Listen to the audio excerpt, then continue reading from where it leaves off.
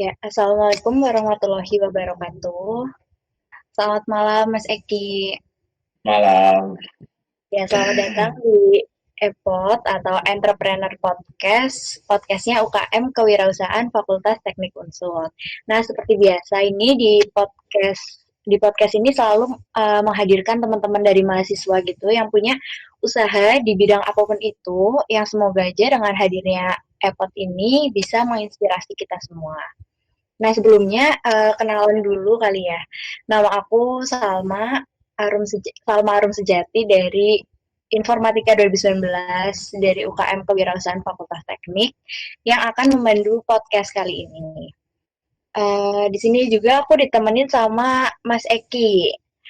Mungkin bisa kenalan dulu Mas Eki. Ya, saya Eki dari Teknik Sipil 2017. Ya, itu aja. Ya, eh, asli Purwokerto ya Mas. Ya, asli Purwokerto. Sekarang semester berapa Mas Eki? Semester 7 berarti. Oh ya. Oke, mungkin langsung aja ya. Mas Eki tuh bidang usahanya tuh di bidang apa gitu? Kalau usaha saya sekarang itu ada di Food and Beverage F&B. Nah, itu jualan kebab lah. Oke, kebabnya namanya apa Mas Eki? Kebab Turkim. Kebab Turkiyam. Ini tuh franchise gitu ya Mas Eki? Kalau ini sih ya franchise. Tapi sebenarnya ada lagi usaha lain, cuman saya nggak megang sepenuhnya sih. Oh, yang difokusin ke kebab ini ya Mas? Ya, sekarang lagi corona ini lebih lebih fokusnya ke F&B dulu. Mulai dari kapan itu Mas Eki mulai bisnis kebab? Mulai kebab itu September awal. Oh, September tahun ini. Ya, tahun ini baru sih. Oh, berarti baru ya Mas, baru Ya, baru baru berapa? dibuka. Hmm. Ya. Itu Mas Eki kan termasuknya franchise gitu ya. Terus modal gitu-gitu dari mana, Mas? Kalau modal sih pasti dari orang tua ya. Kalau dari saya sendiri ya nggak ada uang lah. Iya. Banyak nggak sih Mas kalau modal buat franchise gitu sendiri di kebab Mas Eki sendiri gitu? Berapa sih gitu? Sebenarnya kalau bilang banyak untuk kelas mahasiswa ya pasti banyak. Kalau kisarannya itu ya 20 sampai 30. Oh, tapi ini ya Mas apa? Nah, Mas Eki kan buka usaha tuh pas pandemi berarti ya Mas? Ya, Itu gimana Mas? Atau mengalami kendala atau tetap jalan aja gitu bisnisnya? kalau kendala sih ya pasti ada ya. Emang kadang-kadang tuh kalau lagi rame ya rame banget, kalau lagi sepi ya sepi banget gitu. Kayak gitu sih paling kendalanya untuk saat ini. Berarti dari September, oh, November, berarti baru sekitar 3 bulan ya, Mas? Iya, 3 bulan. Terus selain kan tadi persiapan tuh buat buka bisnis kebabnya itu modal gitu. Terus selain modal tuh ada apa aja sih, Mas? Kalau sebenarnya kan di Jawa Tengah itu franchise yang pertama itu kan saya. Nah, saya Hmm, selain modal itu harus punya konsep sih. Jadi nanti kalau mau jualannya itu gimana, pasarnya siapa, kayak gitu. Harus ada bisnis plan-nya. Mas Eki jalanin bisnis ini sendiri atau sama teman? Kalau saya sih sendiri, cuman dibantu sama orang tua. Kalau orang tua kan buka juga di rumah, saya buka di Rita. Oh, outletnya Iya. di mana aja tuh, Mas? Jualan di mana? Online atau offline? Ini sih online sama offline. Kalau offline-nya kan buka outletnya di rumah sama di Rita Supermall. Kalau online Oh, paling ya via Instagram, WhatsApp gitu. Ada yang pesan kita antar gitu aja. oke. Berarti bisa pesan, bisa juga langsung gitu ya, Mas. Ya bisa. Terus eh, sejauh ini gitu udah balik modal atau belum nih, Mas? Kalau balik modal sih pasti belum ya. Soalnya kan saya ya kalau omsetnya mungkin udah bisa balik modal omset loh ya. Itu kan omset belum dikurangin sama pengeluaran dan lain-lain gitu. Jadinya ya harusnya sih sudah kalau omset aja. Tapi kalau keuntungan bersih itu ya belum. Baru 3 bulan kurang kan. Oh, kenapa sih Mas Eki tuh lebih milih bisnis franchise gitu daripada buka usaha yang branding sendiri gitu? Sebenarnya sudah pernah, contohnya tuh sama Mas Rio itu juga udah pernah bikin Apa tuh Mas? Mungkin website. bisa diceritain pernah nyoba bisnis apa aja gitu. Banyak sih. Kalau yang sama Mas Rio tuh bikin website. Nah, websitenya Hmm. itu pengennya itu jadi apa ya namanya ya? Reseller tapi resellernya di luar negeri gitu. Jadi kita jualan batik, tapi jualan batiknya itu di Turki, bukan di Indonesia.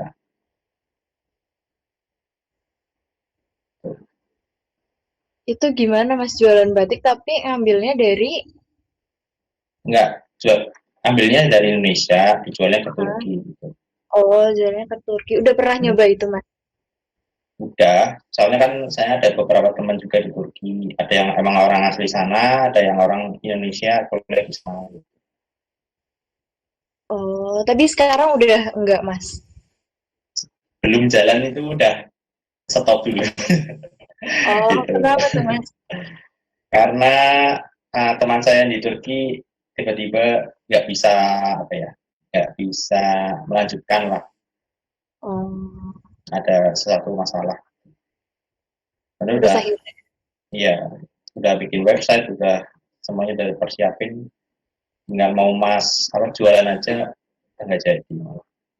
Oh, ya, hitung-hitung pengalaman ya Mas. Iya. Jadi kan Eh, kalau saya tuh prinsipnya lebih ke menghabiskan jatah kegagalan gitu. iya, mantap.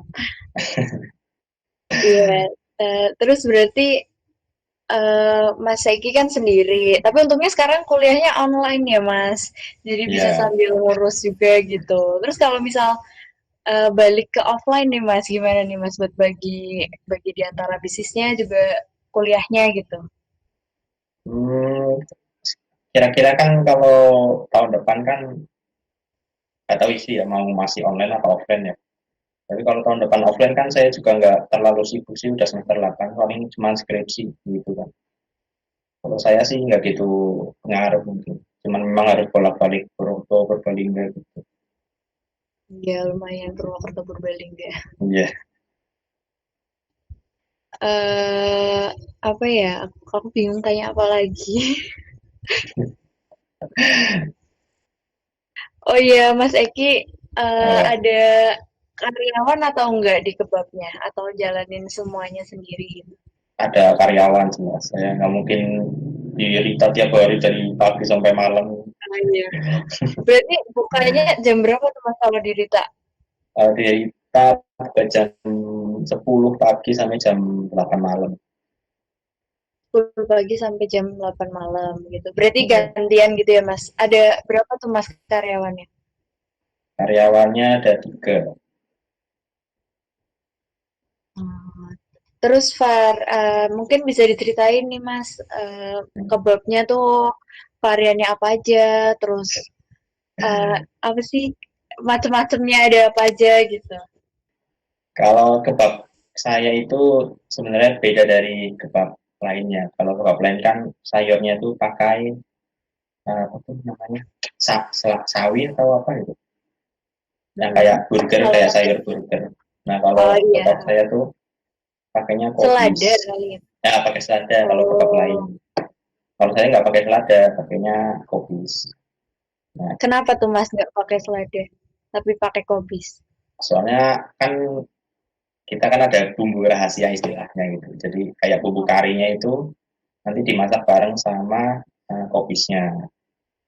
Jadi kobisnya itu nggak mentah-mentah banget gitu. Maksudnya masih ada kerinis-kerisnya tapi udah matang gitu. Soalnya kebanyakan apa ya? Kebanyakan orang itu kalau makan kebab kan malah nggak seneng sama sayurnya. Nah, makanya kita masak sayurnya dulu biar orang mau makan sama sayurnya. Oh, gitu ya, Mas. Terus buat harganya tuh berapa aja sih, Mas? Kalau harga kita lebih murah dari crop lain juga. Soalnya pakainya Oh, Popis. Mulainya sih dari 10.000 sampai 16.000 aja. oh ya terjangkau lah ya, Mas, dibanding Ya, kebab yang lain. Berarti bisa bersaing gitu ya, Mas, di antara penjual kebab-kebab yang lain gitu. Apalagi ya di kita kayaknya yang jual kebab nggak cuma satu ya, Mas. ada 3 sih sekarang. Sama saya 3. Wah, itu itu gimana tuh, Mas? Masnya eh kira-kira di pasar di Ritanya itu, Mas, kenapa Mas Eki tuh pilih jual di Rita gitu, Mas? Nah, ini salah satu bisnis plan saya tuh sebenarnya kan saya itu punya gimana ya? Punya hak istimewa di Jawa Tengah gitu. Karena saya buka franchise ini itu yang istilahnya menguasai Jawa Tengah. Jadi kalau ada yang buka lagi di Jawa Tengah, nanti itu di bawah saya. Oh, Nah, saya kenapa buka di Rita itu karena pinginnya kebab Turkiam ini terkenal dulu di Jawa Tengah. Gitu. Nah, nanti pusatnya kan di Purwokerto.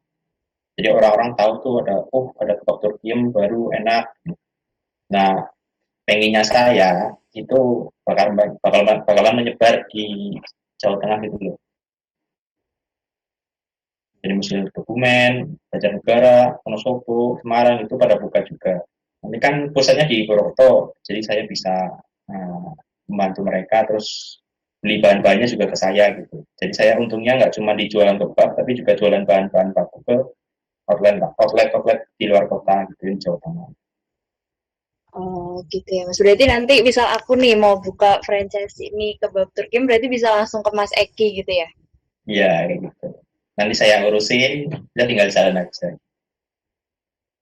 Berarti kalau franchise tuh semuanya dikasih tahu ya, Mas, kayak misal bahannya, terus cara buatnya gitu-gitu. Kalau bahannya Dari sih, pusatnya gitu. kalau dari kebab Turkim itu bahannya itu sebenarnya bisa dicari di kota masing-masing. Cuman yang nggak bisa itu bumbu rahasianya itu, bumbu karinya itu nggak bisa dibeli di Oh, mana-mana. Soalnya diproduksi sendiri.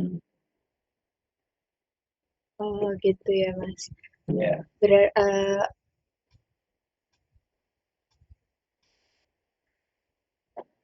Terus sekarang kan Mas Eki buka tadi di rumah sama di Rita ya, Mas. hmm, Berarti ya, nanti buat rencana ke depannya mau memperbanyak cabang gitu ya, Mas. Nyari agen lagi gitu. ya, Mas nah, Eki nyari agen lain atau nunggu aja nih misal siapa yang mau daftar gitu. ya dua-duanya sih. Cari agen bukan cari agen ya, cari mitra istilahnya. Kalau teman saya sih Ya, cari mitra. banyak banyak tertarik tanya-tanya gitu, cuman ya belum ada yang jadi karena emang kondisinya lagi uangnya belum ada gitu. Sebenarnya pengen cuman uangnya aja yang belum ada gitu. Iya sih buat misal mahasiswa berat gitu ya, Mas, buat buka franchise gitu. Kecuali ada modal dari orang tua gitu mungkin ya. Nah sebenarnya itu kalian tuh uh, harus buktiin dulu gitu ke orang tua.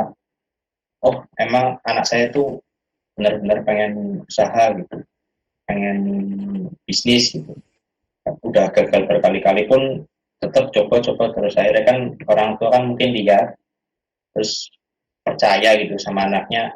Emang ternyata anak saya tuh gimana ya punya dedikasi tinggi itu walaupun gagal terus dia terus coba gitu, gimana caranya. Nah mungkin dari situ orang tua saya mau ngasih modal ke saya gitu. Nggak Wah, iya nggak berarti cuma-cuma langsung dikasih gitu. oh, iya benar. Berarti emang harus beneran meyakinkan orang tua gitu kalau kita emang niat gitu berwirausaha gitu, berbisnis Ya, istilahnya gitu ya, Mas. Terus ya. buat apa sih?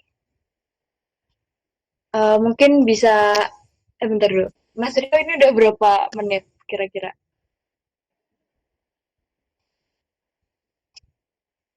Mas Rio. Oh, mungkin buat menurut Mas Eki nih, buat buka bisnis kebab itu termasuk yang menjanjikan atau enggak sih, Mas? Menjanjikan sih kalau menurut saya. Soalnya kalau dibilang snack iya, kalau dibilang makanan berat juga masuk gitu. Kayak kalau misal orang lapar tapi nggak pengen makan berat, ya orang jadinya ya kebab aja tuh ya, kebab burger apa-apa gitu. Nah, makanya di situ saya ambil celahnya harganya murah, tapi mengenyangkan juga gitu loh. Saya ambil celah pasarnya tuh di situ. Bisnis kebab. Oke, mungkin udah 3 bulan jualan kebab gitu, Mas. Mungkin bisa Ya, diceritain nih suka dukanya membuka kebab Turkiem. suka dukanya, apanya dulu? Suka apa duka dulu? Sukanya dulu suka. Sukanya ya, saya sih sebenarnya emang senang jualan. Jadi kalau lihat apa ya, kalau lihat pelanggan lagi beli itu ya senang aja gitu. Oh ternyata orang tuh suka ya sama produk saya, akhirnya dibeli gitu. Saya sih suka aja liatin orang beli barang kita gitu. Terus malam-malam tutup warung, wah dapat penghasilan tiap hari segini gitu. Memang memang dari sananya sih kalau saya senang gitu. Kalau dukanya ya Emang senang gitu ya ya, Mas. memang senang. Nah kalau dukanya ya pernah sih sehari itu cuma dapat 150.000 gitu dari yang dicerita. Tapi ya, ya itu yang bikin dukanya sih di situ. Tapi itu kan masalah biasa dalam bisnis, kadang-kadang ramai, kadang-kadang enggak gitu. Ya emang jualannya kayak gitu, gitu. Yang penting maju terus gitu ya, Mas. Iya.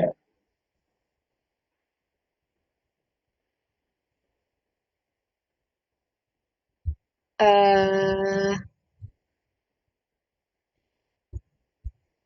oke, berarti apa ya namanya? Buat bisnis kebab ini ya cukup menjanjikan gitulah ya buat di bidang makanan gitu. Nah, Hmm. untuk yang terakhir ini mungkin ada dari Mas Eki ngasih tips dan triknya nih buat mulai bisnis franchise gitu. Mungkin gimana sih cara milih franchise yang bisa menjanjikan di bisnis gitu-gitu. Ya, ini juga termasuk bagus sih sebenarnya.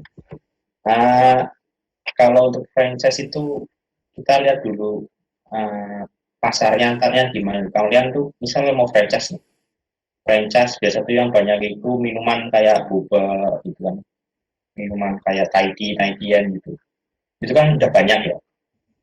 Nah, apakah kalian tuh research dulu kayak cari-cari gitu, apakah bisnis kayak gini tuh bakalan bertahan lama gitu kalian pikir. Coba dilihat sama pesaing-pesaingnya yang udah ada, masih banyak nggak yang masih bertahan. Misal dulu kan Thai tea kan keren banget tuh, kayak Mm-mm. Gundung atau apa gitu kan. Nah, terus kan banyak Mm-mm. saingan-saingan yang muncul, brand-brand baru gitu. Nah, apakah brand-brand IT yang dulu bermunculan itu masih ada, masih existing apa enggak gitu. Nah, dari itu kalian bisa tahu, oh pasarnya IT itu masih banyak yang suka gitu. Oke lah, oke lah IT kita masukin, tapi ada inovasi apa nih dari kita? Masa cuma IT doang, berarti kan produk kita cuma sama kayak brand-brand lain kan. Nah, harus ada inovasi yang dimasukkan. Nggak cuma nurunin harga, nggak cuma apapun itu. Tapi itu harus ada inovasi yang bikin pelanggan tuh tertarik sama IT kita gitu, misalnya gitu. Terus kalian juga suka nggak sama produknya gitu. Kalian cuma mau franchise doang, tapi nggak tahu produknya, nggak suka sama produknya, ya percuma. Maksudnya kalian aja nggak suka, apalagi pelanggan lain gitu.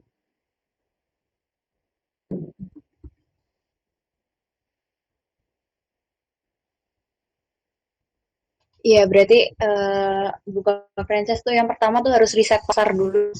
bisa Iya. pasar, terus juga nggak cuma nentuin franchise-nya, tapi juga harus punya inovasi nih buat produk kita gitu. Hmm. Terus yang paling penting juga harus kitanya suka sama apa yang akan kita jalanin bisnisnya gitu ya. Nggak boleh yang Iya. asal-asalan cuma, oh ini kayaknya untung nih, kayaknya lagi ramai ini, tapi kita tuh nggak suka gitu, nggak bisa kayak gitu ya Mas, harus dijalani dengan sepenuh hati gitu.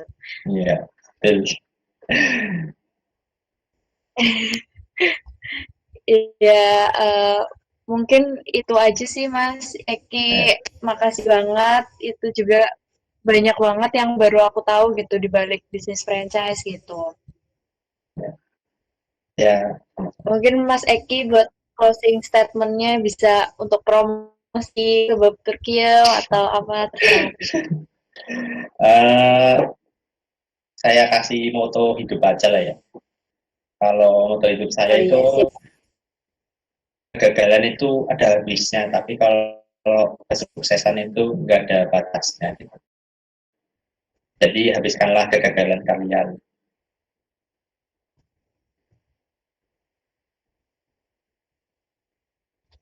Ya, gitu aja. Oh, udah. Ya berarti harus berani gagal gitu ya Mas. Ya, harus Karena mencintai nggak semuanya kegagalan pasti. malah. Oh ya, harus Ya, mencintai kegagalan karena nggak mungkin hidup kita bakal yang lurus, bakal berhasil terus pasti ada jatuh bangunnya gitu. ya. Itu Oke, makasih Mas Eki buat sama-sama. malam ini. Ya, Mungkin itu aja podcast kali ini bersama Mas Eki. Mas Eki ini bisnisnya kebab Turkiye. Mungkin ada Instagram atau sosial media gitu Mas? ada. Kalau kebab Turkiyem saya itu yang kebab Turkiyem Purwokerto. @kebab Turkiye Purwokerto gitu ya Mas? Ya, itu. Mungkin buat teman-teman yang nanti menonton podcast ini bisa di-follow atau bisa langsung beli ke Rita Supermall ya. Ya, Rita Supermall Purwokerto. ya. Atau kalau yang di rumah alamatnya di mana, Mas? Kalau yang di rumah itu di perumahan Purindah, katanya Andang Pangrenang perumahan. Oh ya, mungkin buat teman-teman yang di Purwokerto bisa langsung ke dekat Andang Pangrenan atau ke Rita Supermall gitu. Ya, Oke, terima kasih Mas Eki. Mohon maaf kalau sama. aku di sini juga bingung mau tanya apa. Iya, Makasih nggak Mas apa-apa. Eki. Selamat Sama-sama. malam.